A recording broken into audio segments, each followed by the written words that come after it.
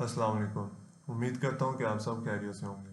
आज हम Microsoft word का लेक्चर 10 स्टार्ट करने जा रहे हैं, जिसमें हम लेआउट टैब को कंप्लीट करेंगे। इससे प्रीवियस लेक्चर के अंदर हमने डिज़ाइन टैब को कंप्लीट कर लिया था। सबसे पहले हम वर्ड को ओपन करेंगे। वर्ड ओपन करने के बाद लेआउट का जो टैब है वो इस तरह को आपके सामने नज़र आएगा, जिसमें आपको एक पेज सेटअप, पैराग्राफ और अरेंज, ये तीन ऑप्शंस नज़र आ रहे हैं। इनमें और डिफरेंट ऑप्शंस आ जाते हैं।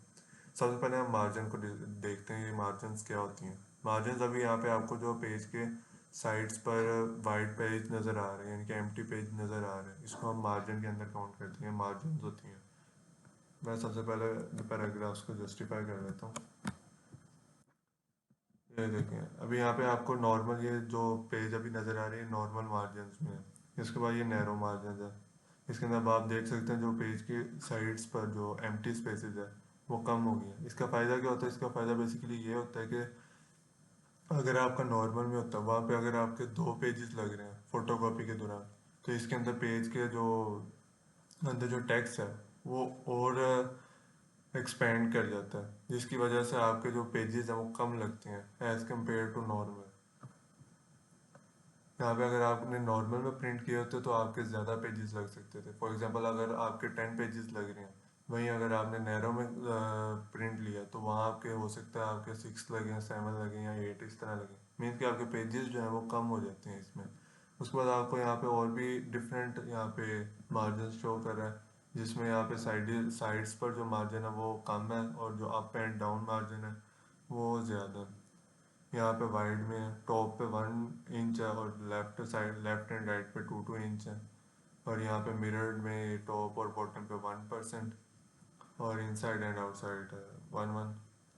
मीन यहाँ पे आपको डिफरेंट मार्जिन शो कर रहा है, आप अपने नोट्स के मुताबिक आप सेट कर सकते हैं। उसके बाद नेक्स्ट ऑप्शन आता है ओरिएंटेशन का। ओरिएंटेशन क्या होती है? अभी जो आपको पेज नज़र आ रही है पोर्ट्रेट में, अभी वहीं पे अगर हम लैंडस्केप को सिलेक्ट करें तो ये लैंडस्केप पेज हो गया सिलेक्ट। यही होती है मेन ओरिएंटेशन। कुछ स्लाइड्स वगैरह आपने कॉपी करनी होती हैं, वो ज़्यादातर ओरिएंटेशन में स्लाइड्स कॉपीज होती हैं, क्योंकि जो पावर पॉइंट जो स्लाइड्स बनाता है वो ओरिएंटेशन में बनाता है। पोर्ट्रेट में बहुत कम स्लाइड्स बनती हैं, इसलिए यहाँ पे ओरिएंटेशन और पोर्ट्रेट का ऑप्शन दिया गया। अगर फॉर एग्जांपल आपको कभी स्लाइड आपको कॉपी करवानी पड़ जाती है तो वो लैंडस्केप में कॉपी होती है। उसके बाद नेक्स्ट ऑप्शन आ जाता है यहाँ पे, इसको हम पोर्ट्रेट वापस कर लेते हैं। इसके बाद नेक्स्ट ऑप्शन आता है साइजेस का। यहाँ पे आपको डिफरेंट साइजेस शो कर रहे हैं। नॉर्मली जो आप प्रिंट करवाने जाते हैं अपने नोट्स वगैरह को, वहाँ पे जो पेज यूज़ हो रहा होता है वो ज़्यादातर A4 या A5 यूज़ हो रहा होता है। ऑफिस वगैरह या इन जगहों पे ये ज़्यादातर A कैटेगरी के पेज यूज़ हो रहे होते हैं, ज़्यादातर A4 यूज़ हो रहा होता है। उसके अलावा यहाँ पे आपको और भी डिफरेंट साइजेस दिए गए हैं, आप अपनी मर्ज़ी से यहाँ पे सिलेक्ट कर सकते हैं। वो आप अपनी मर्ज़ी से वो पेज वहाँ शॉप से बाय करें, उसके बाद आप उसको प्रिंटर में ऐड करें और उसके बाद उसको उस साइज़ में प्रिंट कर लें। उसके बाद यहाँ पे आपको मोर पेज साइजेस भी दे रहे हैं, यहाँ पे आप अपनी मर्ज़ी से भी विड्थ और हाइट एडजस्ट कर सकते हैं। यहाँ पे आप ये देखें, यहाँ पे मैं विड्थ ऊपर से एडजस्ट कर रहा हूँ, ये नीचे आपको ये जो पेज है ये और कम होता जा रहा है चौड़ाई में। ये विड्थ और हाइट आप यहाँ से ऐड कर सकते हैं। देखें, यहाँ से आप विड्थ और हाइट सेलेक्ट कर सकते हैं। उसके बाद आता है कॉलम्स का। कॉलम्स क्या होते हैं? अगर आपने पेज के दरमियान कोई कॉलम बनाना, फॉर एग्जांपल मैं यहाँ पे ये 2 पैराग्राफ सेलेक्ट किए, इनका मैं कॉलम्स में कर देता हूँ कन्वर्ट इनको। ये देखें, ये कॉलम्स में ऐड हो गया। अभी 2 कॉलम सेलेक्ट किया था इसलिए 2 कॉलम्स में ये 3 कॉलम्स आ गए हैं। उसके बाद यहाँ पे ये लेफ्ट मीन्स के लेफ्ट साइड पे जो कॉलम होगा उसके अंदर स्पेस ज़्यादा आएगी, उसके अंदर ज़्यादा वर्ड जाएंगे, वो बिगर कॉलम बनेगा। और जो राइट साइड पे जो कॉलम है वो स्मॉल कॉलम ऐड हो जाएगा। उसके बाद वहीं पे अगर हम राइट को सिलेक्ट करते हैं तो राइट पे राइट वाला जो कॉलम है वो इंक्रीज कर देता है, और वहीं पे अगर लेफ्ट कॉलम को चेक करें तो वो कम हो जाता है। उसके बाद नेक्स्ट आता है पेज ब्रेक्स का। पेज ब्रेक क्या है? यहाँ पे आपको डिफरेंट शो कर रहा है। मैं अभी फॉर एग्जांपल यहाँ पे लिखता हूँ, सॉरी यहाँ पे मैं एक कसर रख लेता हूँ ये वीडियो के साथ।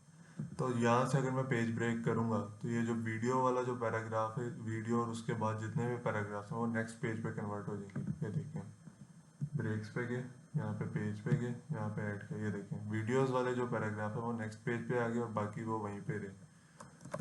उसके बाद आता है कॉलम्स का। यहाँ पे हम कॉलम ऐड कर देंगे तो तब भी ये चेंज होगा। ये देखिए यहाँ पे हम दोबारा ऐड करके देखते हैं। ये देखिए ये पैराग्राफ हमने पिक किया, ये कॉलम वाइज इसको वो करता है ब्रेक, वो भी नेक्स्ट पे आ गया। मीन्स ये अलग अलग कॉलम वाइज इसको वो पेज को ब्रेक करते हैं।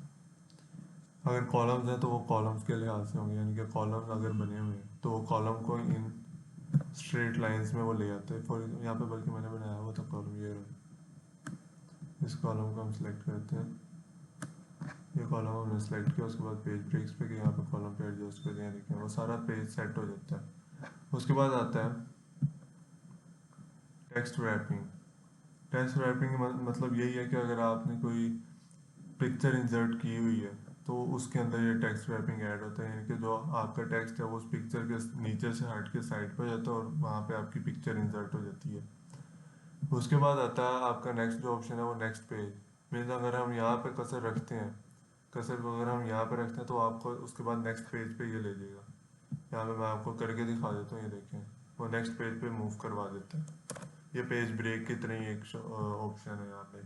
उसके बाद कंटिन्यूस है, फिर इवन ऑड है। मीन्स यहाँ पे आप अगर काफ़ी सारी पेजेस हैं, यहाँ पे अगर आपके काफ़ी सारे पेजेस हैं उनके ऊपर आपने नंबर्स भी दिए हुए हैं या आपने नहीं दिए हुए नंबर फॉर एग्जांपल, तो आप यहाँ पे अगर हम इवन पेज सेलेक्ट करते हैं तो यहाँ पे आपको वही पेजेस शो करेगा जो इवन नंबर्स में होंगे। मीन्स 2, 4, 6, 8 वाले पेजेस जो होंगे वो आपको दिखाएगा। जो ओड पेजेस होंगे उनको अभी साइड पे कर देगा। उसके बाद अगर हम ओड पेजेस सेलेक्ट करते हैं तो आपको ओड पेजेस शो करेगा। मीन्स के जो पहला पेज था वो, उसके बाद जो तीसरा पेज था वो, उसके बाद जो फिफ्थ पेज था वो आपको शो करेगा।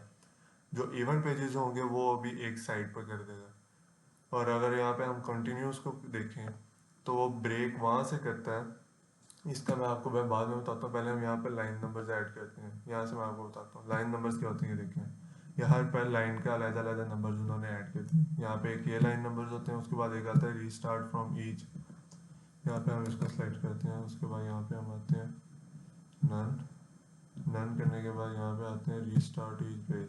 मीन्स कि अगर आपके काफ़ी पेजेस हैं तो ये हर पेज से अलग अलग सेलेक्ट होगा। यहाँ पे मैं आपको करके दिखाता हूँ एक दफ़ा। इसको अभी नन हम करते हैं।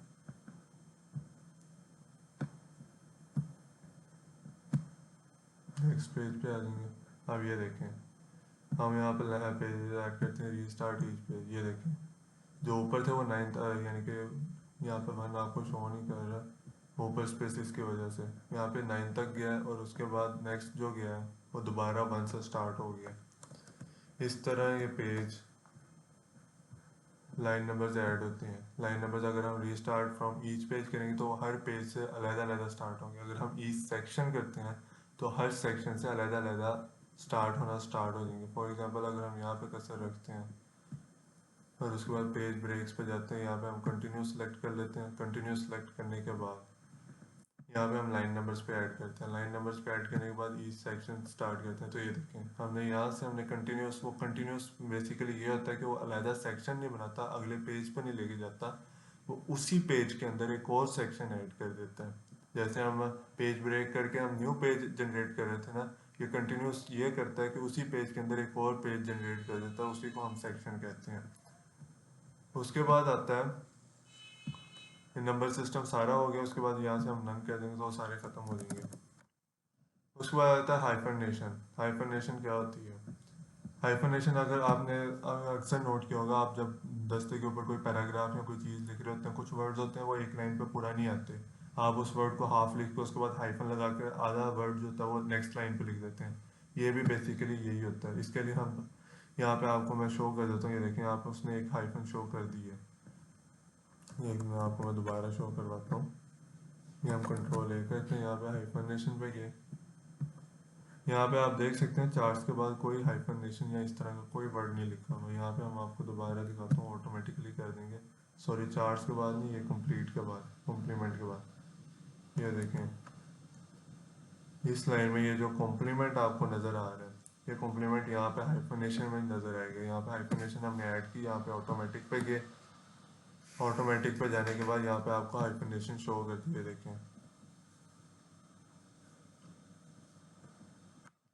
यहाँ पे हाइफरनेशन उसने लगा दिया, हाफ वर्ड यहाँ पे आ गया और हाफ वर्ड ये यहाँ पे ऐड कर दिया उसने।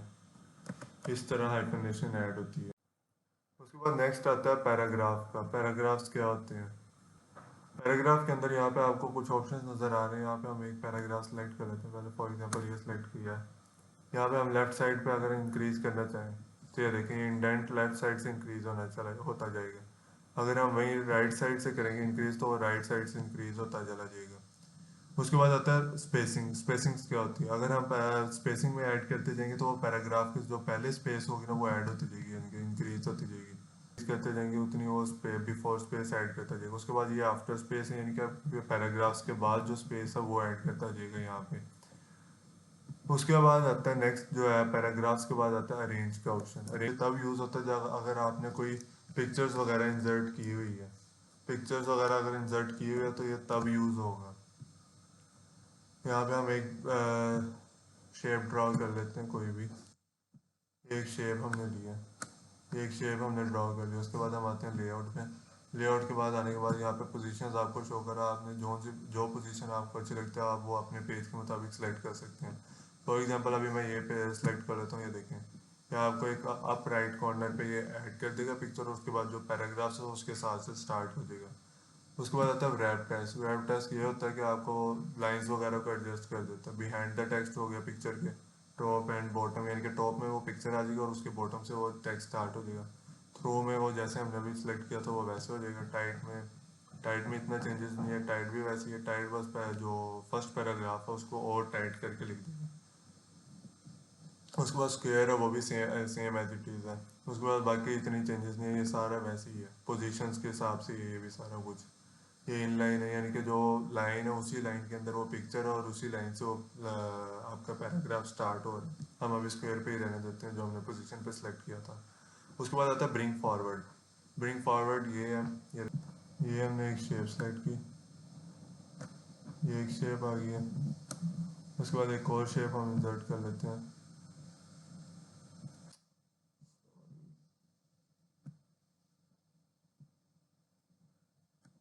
ये हमने एक और शेप ऐड कर लिया।